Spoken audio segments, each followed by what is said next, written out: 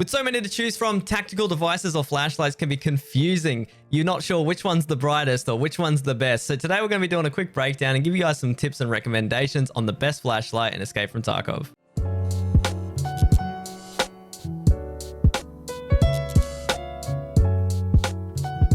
We're going to be jumping straight into a flashlight comparison here, starting off with the X400. X400 is one of the most early accessible flashlights in Escape from Tarkov.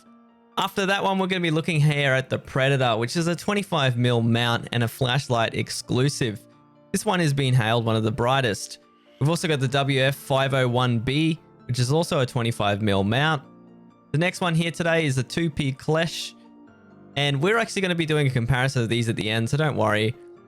Now we have the 2U Clash. And the next one here today is going to be the GL21, which is the Glock tactical device. Once again, guys, you can pause at any single stage if you want to see the brightness in comparison. This is the D-Bal Steiner. Next up is the XC1 from Mechanic Level 1. And the Laztec device also from Mechanic. So let's look at a quick breakdown here of them side by side. We're going to start to notice that there is absolutely no difference to be seen here at this distance between any of the flashlights. And if we look at the other lineup as well, we're going to be seeing exactly the same thing. Some people in the comment section are going to be arguing that maybe some of these will be different. So this time we're going to be testing the flashlights a little bit closer. This one is the 2U. We're also going to be testing the X400 once again, one of the budget options here. You'll be noticing these are hell bright when you're up close and personal here. This is just under about 5 meters away. But when you start to dive into the 25mm mounts, that's when you start to see a significant difference up close and personal. Things like the WF501B and also the Predator are actually significantly brighter when you're up close and personal. Once again, the angle of the flashlight actually matters a lot. So when you're trying to blind players, obviously aiming for their head is going to be the most efficient, because wherever you're aiming with the flashlight, it's going to have a cone effect. And if you aren't within that cone, you aren't going to be blinded as much. So if you're aiming towards the player's head, it's going to have the most blinding effect.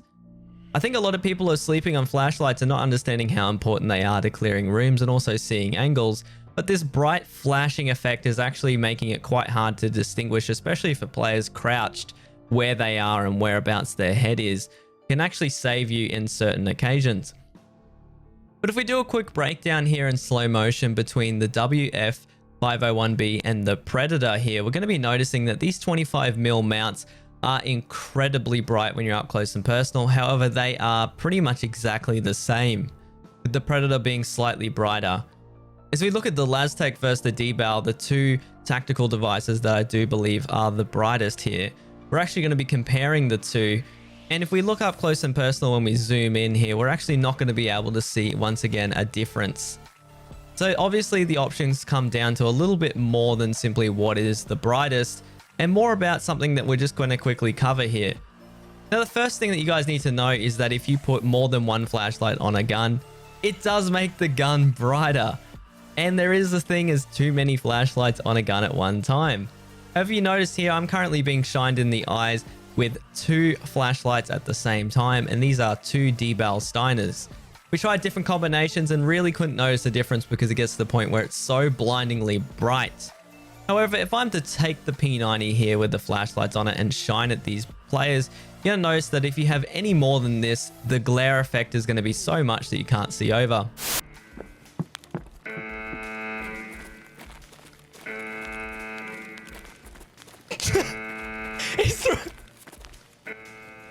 He's right in front of me, bro. But we also tested some post effects and we were messing around with clarity. And we were also noticing that when you crank clarity, you can actually see the edges and the light.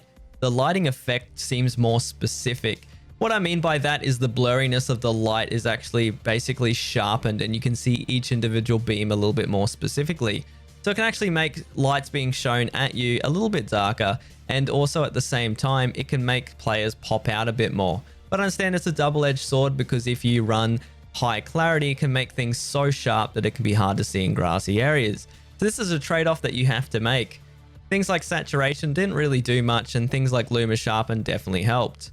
If you guys are enjoying this video so far, feel free to hit that like and subscribe button. We're going to be working on more breakdowns in the future, and if you guys are enjoying this so far, you won't want to miss them. But I think the most important thing here, and we're going to spray up against a wall with no flashlight or anything, is that flashlights / lasers actually affect the accuracy of the gun when fired from the hip or point firing. And we look at here at the control burst with no tactical device whatsoever. That's when we start to realize that if we put on something like the Predator here without a laser option, the accuracy of the Predator flashlight here, one of the brightest, is actually going to be exactly the same as if we had nothing on. Curiously enough, there's actually a bug in the game with things like the deval, even on the flashlight setting without the laser in the middle, will actually give you the accuracy when firing from the hip, meaning that any version of the on status of a tactical device, if it has a laser, will actually give you the accuracy bonus when firing from the hip.